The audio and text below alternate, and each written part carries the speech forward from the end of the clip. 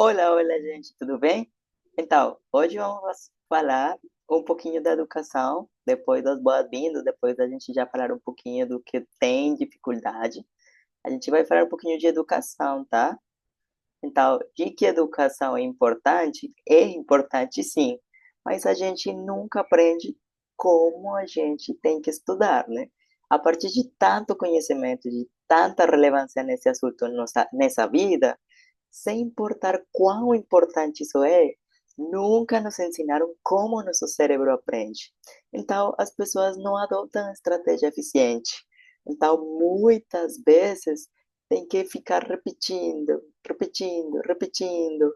Aí tem outras que fazem resumo, tem outras que fazem, sei lá, estudar em grupos. Tudo você acha que está utilizando a melhor estratégia. Mas o que os estudos mostram é que essas estratégias são ineficientes e por causa disso, muitas pessoas duram anos e anos estudando mesmo, mas ainda assim não relembram ou não conseguem utilizar e usar em prática.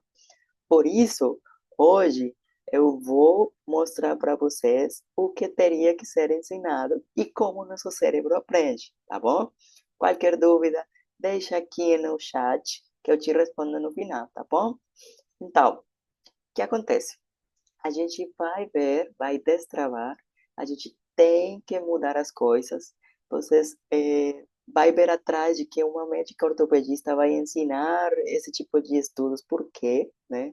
Aí eu vou pedir para você fazer o acompanhamento das minhas redes, se não me acompanha ainda, se caiu aqui por outro tipo de estratégias, mas acompanha nossas redes, compartilha com seus amigos, entre mais informação a gente pode crescer mais e vamos crescer juntos, tá bom? Então, agora sim, a gente vai aprender melhor. O primeiro que eu vou explicar para você é o fluxo contínuo.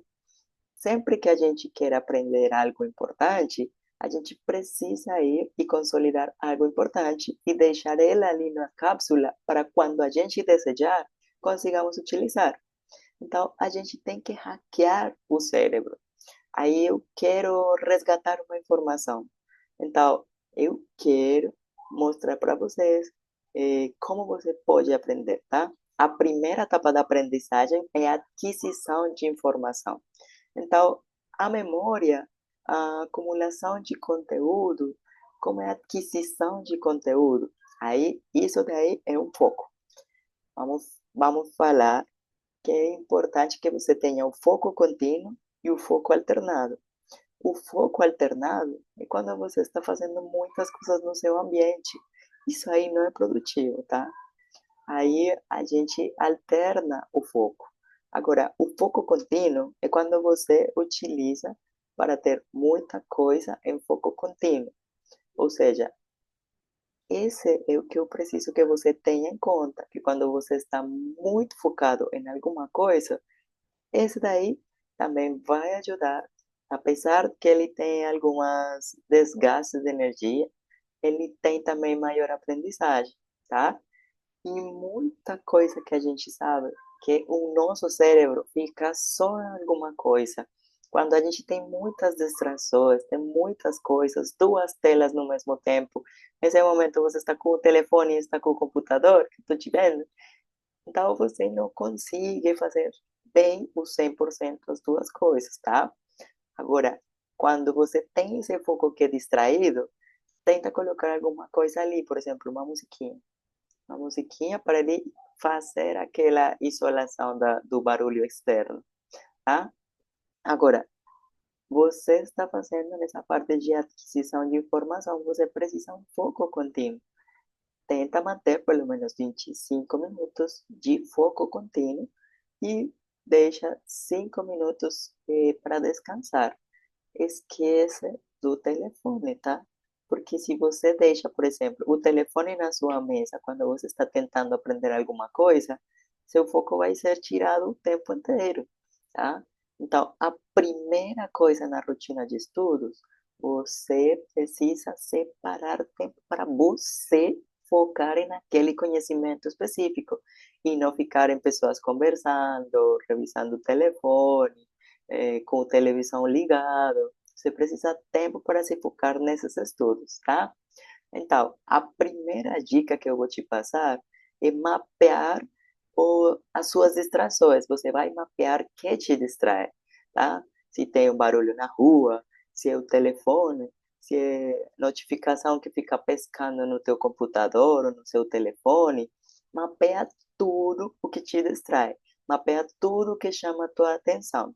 E aí, a gente vai passar para o método de estudo, tá? Então, as pessoas não são compatíveis com seu método de estudo. Então, tenta que as pessoas da família fiquem fora, bota uma plaquinha, médico estudando, profissional estudando, sei lá. Isso é interessante, porque se você deixa seu parceiro ligado, eles vai te ajudar, vai suportar você, né? Então, telefone, deixa ele longe de você, tá bom? Então, pelo menos, você precisa uma mesa mais ou menos alta, zero pessoas te distraindo, telefone para fora, e eu digo que funciona, tá? A segunda dica é fazer blocos de estudo.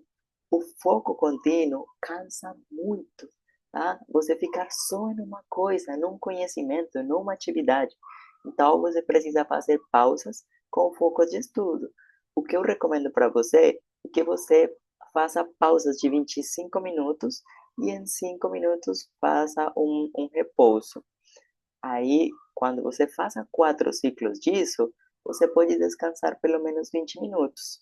Agora, se você tem um tempo mais prolongado de estudo, 1 hora, hora e meia, que consiga ficar concentrado, ótimo, fica hora e meia, mas depois descansa, uma caminhada, fechar os olhos, respirar, uma meditação. Por quê? Porque se você está por exemplo, dentro da rede, dentro da internet ou em outra distração, você não consegue consolidar o que você estudou. Esses 15 minutos são sagrados para você estudar. Então, blocos de meia hora, blocos de 25 minutos, blocos de 1 hora, têm que ser seguidos de um tempo de repouso. 5 minutos, se for curtinho, 15 minutos, se for meia hora, 20 minutos, se for 1 hora. Isso vai te ajudar para fixar. Terceira dica para ter mais foco: você se expor ao sol. Isso aí, assim que você acorda, olha para o sol. Não é que você vai olhar direto para o sol, mas na criação de vitamina D, a luz do sol, e se você se expõe ao sol, não é olhar diretamente para o sol, pelo amor de Deus. Mas isso ativa muito o seu cérebro. Tem ciclos circadianos que vai ajudar a gente para fazer uma liberação hormonal que vai ativar você e que vai ter mais disposição, mais energia, mais concentração nos seus momentos de estudos, tá? Tem gente que não tem energia ao longo do dia e fica se distraindo o tempo todo. Então, isso pode estar intimamente relacionado com aquela falta de sol, tá? Então, precisa ser a luz do sol. Você não pode ligar um foco, você não pode ligar uma luz de casa, isso daí é uma luz diferente. É a luz do sol, tá? Isso vai influenciar até na sua vida emocional. Então, a luz do sol é específica para ativar esse ciclo. Mais uma dica para vocês. Entre 15 e 20 minutos é suficiente assim que você acordar. Ou, se você acorda antes, antes do sol, fica ligado até tomar 15 minutinhos, tá? Agora, quando você tem a falta de motivação, cara, você não se pode castigar. Você precisa de motivação, sim, mas a motivação significa ter um motivo, ter um porquê. Então, a gente precisa criar um porquê. Por exemplo, na escola, a gente tinha matérias que não entendia coisas, que não entendia coisas por quê, não entende por que vai ter que estudar isso. Quando você não tem um porquê, quando você não tem um motivo para a ação, você tem menos disciplina, você tem menos interesse, seu cérebro esquece esse negócio que não é importante, mas se você tem um motivo por trás daquela coisa que você vai fazer, só esse motivo já ajuda você a ter mais foco, tá? Então, ajuda mais a fixar essa memória, porque você relembra do que é importante para você. Então, a ideia não é você falar de motivação, que você esteja super divertido, super animado, super motivado, não. É ter uma motivação e entender o porquê você tem que estudar isso, tá?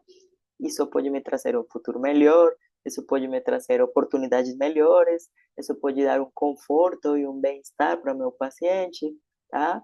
Mas por trás desse motivo, você vai trazer foco, tá? Então, quatro dicas muito legais para você ter mais foco. Primeira coisa, mapear. Mapear suas distrações. Segunda, blocos dos estudos, meia hora, uma hora e descanso. Você precisa se expor ao sol da manhã, tá bom? E a quarta dica, mantenha seu motivo em dia. Motivação. O segundo pilar dos estudos, a gente vai fazer as técnicas de estudo. Segundo lugar, técnicas de estudo. E aqui é onde as pessoas mais se concentram porque quer saber mais disso, porque no final, qual a melhor estratégia? Se eu não consigo saber por que outros aprendem e eu não, tem que ter uma técnica. Como você vai reter mais informação. Que se você vai estudar e vai reter o 80% a mais, vai reter os 50% a mais, pode que não funcione essas promessas. Mas agora, primeiramente, essas porcentagens podem ser erradas, podem ser verdade. 10%, 20%, 80%. Que se a gente só fixa 10% de uma leitura, significa que você vai abordar um livro e não vai lembrar da história. Isso daí é meio fraudulento, né? Então, esses gurus da memória, você tem que fixar e olhar com lupa, tá? Agora, a gente sabe da neurociência que entre maior uso de um método, você vai precisar menos tempo de investir nesse item específico, tá? Então, existem duas formas de ler um livro. Só tentar juntar as palavras sem prestar atenção em nada. Eu vou tentando de direita a esquerda, passar de direita a esquerda, pronto. Mas se eu tenho um foco, se eu tenho um filme na cabeça, se eu começo a organizar as ideias do que eu estou vendo, vai ser extremadamente divertido e vai ser extremadamente útil, sim? Você ter um padrão de história e você ter uma motivação e você procurar uma lembrança emotiva, isso vai te ajudar a relembrar. Isso daí não vai ter esforço cognitivo, você vai ter uma anclagem emocional, você vai lembrar que sentiu paixão por aquela coisa que estava estudando, tá? Você pode ensinar tudo de jeito mais ativo, tá? Então, se você aplicar os métodos de repetição espaçada e rechamado ativo ou leitura ativa e você está fazendo um esforço para lembrar, cara, tenta trocar a técnica de estudo, porque você precisa estar modulando aquela coisa que está te gerando muito esforço, tá? Agora, a primeira técnica que eu quero te ensinar é você começar a fazer testes. Você pergunta de todo. Você vai pegar uma matéria, pergunta o máximo de coisas que você quiser perguntar. Pesquisa, pergunta coisas como: o que é isso? Isso vai servir para quê? Tá? Você pode pegar uma técnica, repetir, aí depois fazer um questionário, começar a preencher esse questionário, que a gente tem técnicas como a estratégia de Trello, né? Agora, você tem que escolher o material, né? E começar, depois de fazer uma lista de perguntas, fazer seu teste, fazer seu questionário, começar a responder isso. Isso é muito importante, é uma eficiência incrível. E a segunda prática, a segunda técnica é estudar, compreender e ensinar para o neném. A parte de ensinar para o nenê é fundamental. Você vai ensinar temas complexos de um jeito simples, aí você sabe que aprendeu. O que vai acontecer? Teu cérebro vai se ativar e ele vai precisar ensinar para alguém. Esse alguém vai receber uma informação e ele pode perguntar coisas, né?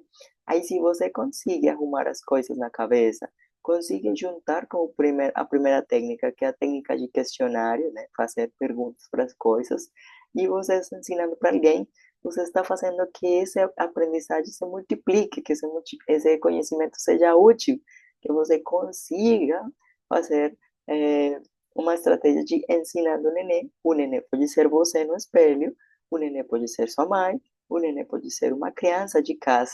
Mas você tem que explicar esse tema complexo para ele, tá bom? Isso vai dar resultados para isso. E você vai entender se aprendeu bem, se sua técnica de estudo, seja mapa mental, seja flashcard, seja eh, mapas coordenados no Trello, enfim, se a gente conseguir pular isso aí, vai ser muito tranquilo, tá? Agora, lembrem que tem coisas pessoais que eu não negocio, tá? O bem-estar. Então, atividade física, sono e alimentação saudável. Isso para que é importante para eu aprender? Gente, eles não são importantes, eles são a base. Você não pode ter um bom padrão de estudo, não pode ter uma eficiência nos estudos se você é uma pessoa sedentária, se você se alimenta terrível, botar qualquer tipo de combustível para o seu corpo, e a outra se você não dorme. A gente fixa o conteúdo durante o sono. É um processo extremamente complicado fixar a memória de curto prazo para a memória de longo prazo, que é a consolidação, né? Então, a gente também faz um processo durante o sono, que é a limpeza de tóxicos. É como se os macrófagos e as coisas que nos defendem estivessem ativos. E a fixação, ela vai para longo prazo quando a gente está numa fase profunda de sono, né? A fase REM. Então, ela consolida essa memória.